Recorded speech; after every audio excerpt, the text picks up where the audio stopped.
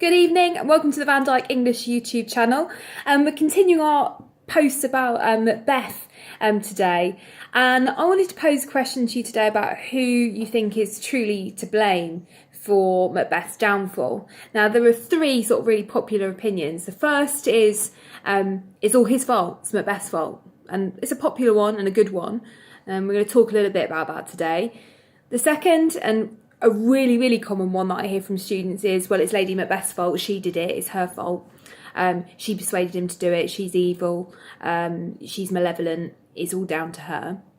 And the third one is the role of the supernatural and the witches, and arguably perhaps the orchestrators of Macbeth's downfall are indeed the witches and the forces of evil and the supernatural.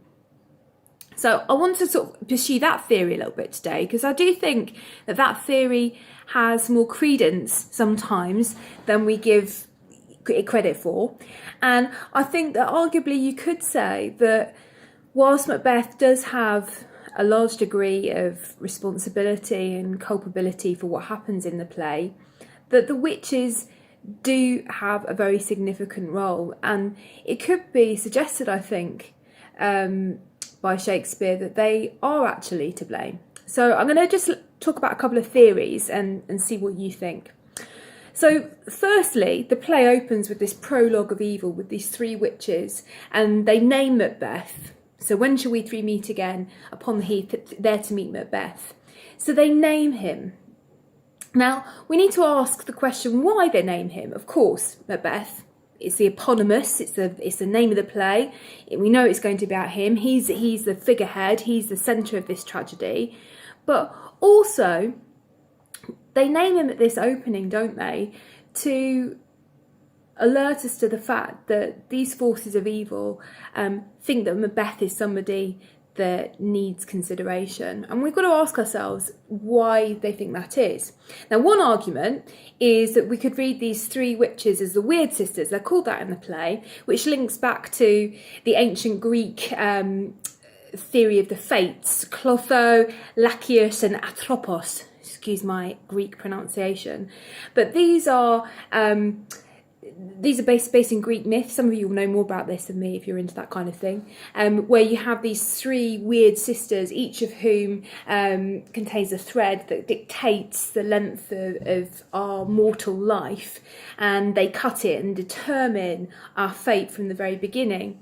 Now, if we take this sort of like fatalistic, deterministic view, then we might say that actually these witches have already set the fate for Macbeth. So before we even get into the contents of the play, the Weird Sisters arguably have already mapped out, set out, seen his fate, controlled his fate, made that decision before any of the action in the play happens. And that's an interesting thought, isn't it? And it sort of brings into play this idea of the realm of the supernatural, the meta realm, if you like. What do we call it? The transcendental. So the realm beyond the mortal and the physical, that realm above us. Now, of course, in Jacobean times, they believed in that idea of the great chain of being and the fact that there being a sort of a mortal realm and then a realm of the spiritual and the supernatural, that transcendental realm. So arguably, you could say that Shakespeare is suggesting to us right from the very beginning that actually none of us have much control over our destiny. It is an argument. Could say that actually things are decided before we even start in our place. We are just these players strutting and fretting, and it's all pointless because it's all a big act, because actually we're just these tiny little pawns, these tiny little players in something that's being constructed by a force that's far greater than us. So that's one argument, that this idea of fate and the transcendental and this realm above us, that it's all to do with that. Another argument is how darkness infiltrates the whole play. So we've got throughout this play, haven't we, very carefully, because remember when Shakespeare wrote this, we didn't have any special effects, no lighting, no sound effects, everything had to be done. It was often performed in the day. So they'd have to work really hard to create that darkness on the stage. So the language in the play is just imbued with darkness, and imbued in the language, especially of the characters of Lady Macbeth and Macbeth, especially in that early part of the play. come you murdering ministers, come in the dullest smoke of hell, I think it is. Fill me up from top to toe with direst cruelty, make thick my blood. Come thick night. This idea of bringing darkness into the play. Also in his dagger speech, remember everything happens under the cover of darkness. In the early part of the play, all those really important moments, killing Duncan, the plotting, the planning, it's all under the cover of darkness. And halfway through that famous dagger soliloquy, nature seems dead and witchcraft celebrates and the wolf howls and all these nocturnal and dark things start to celebrate and make noise in the world of the play. And so this idea of darkness directly links, doesn't it, to the supernatural. So you could say that actually they're the ones pulling the string here. That lends weight to the idea that actually perhaps the dagger isn't just a figment of his imagination, that actually it's something that is placed there by the witches, and that they are actually in some way sort of possessing him and transfixing him and pulling him in. So it gives it, you could say that's an argument as well, that it's not just a dagger of the mind, that it is a dagger positioned there by them. We also see the really unnatural events after the murder of Duncan. So that the horse, it said the horses ate each other, famous quote. You've got the mousing owl and the hawk and that role reversal. You've also got the chimneys blowing, strange screams in the air, lamenting and so on and so forth.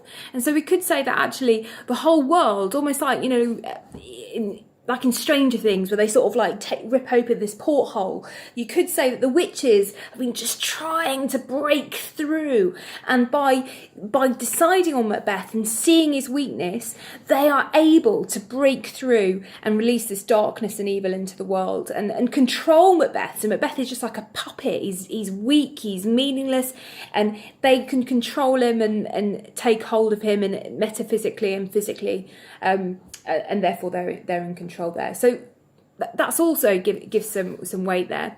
Another thing that might add some strength to the argument is, of course, that James I, and Mrs. Green talked about this in her video yesterday, James I, of course, was fascinated by witches. He was obsessed by them. He read about them, he was terrified of them, and people were frightened of these things that you could not see. Remember, this is a time of equivocation, of superstition. Someone had just tried to blow up the Houses of Parliament in the time that this is written. People didn't know who to trust. And so witches were a very, very useful kind of scapegoat for a lot of that fear, and they were very popular. And so you could say that Shakespeare is also playing into that idea of what's popular and what people are really afraid of and what people are very interested in, as well as James I being obsessed by them. And so that you could say, he is bringing the witches in. Now, lots of productions have the witches as omnipresent, ever present. At the Globe a few years ago, there was a very famous sort of production where the witches were constantly in the audience, constantly present, making noises, moving, responding. Others use children as witches or strange things, and they often have them spectating and watching what is going on. The production some of you watched, we watched with Year 11 actually live in the theatre. We have the porter there as well, and the porter also is this kind of like otherworldly, supernatural, strangely knowledgeable character that seems to have too much information. And so we could say that arguably these characters do suggest that there's just their presence, their omnipresence in the play suggests that they perhaps have more to play in this than Lady Macbeth or Macbeth himself, maybe.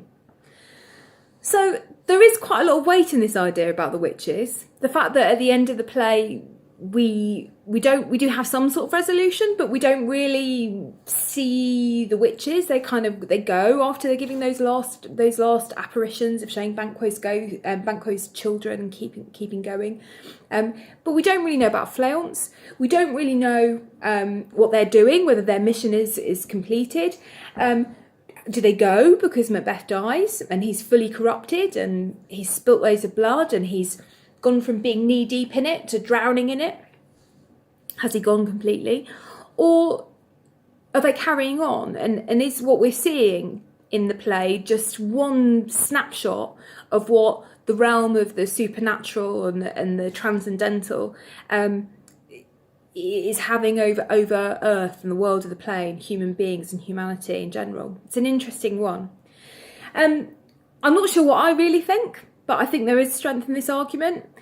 I do think because it's a tragedy and because we see Macbeth make these choices, and he is very human and he has very human weaknesses like ambition and fear and paranoia and love for his wife, that he does have, I'd like to think he has some control and responsibility, because I think that would mean this play is more hopeful, because there's a lesson in it. We could learn from his mistakes and see the weaknesses in ourselves. That's what tragedies do.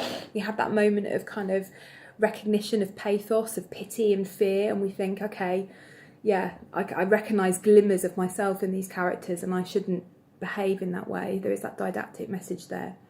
And so I'd like to think that he does have control and it is his responsibility, because I think then we can learn from it and there is some hope. However, I think the time that Shakespeare is writing is a very bleak time in history, and I think Shakespeare at this stage in his career, he'd just written King Lear, which is about the next generation kind of robbing and stealing and not showing respect for their elders and disregarding the past and neglecting the vulnerable. And I think as he was getting older, his fears about life and death had become more apparent. And I wonder if perhaps there is a darker message in this play, that perhaps we are just puppets.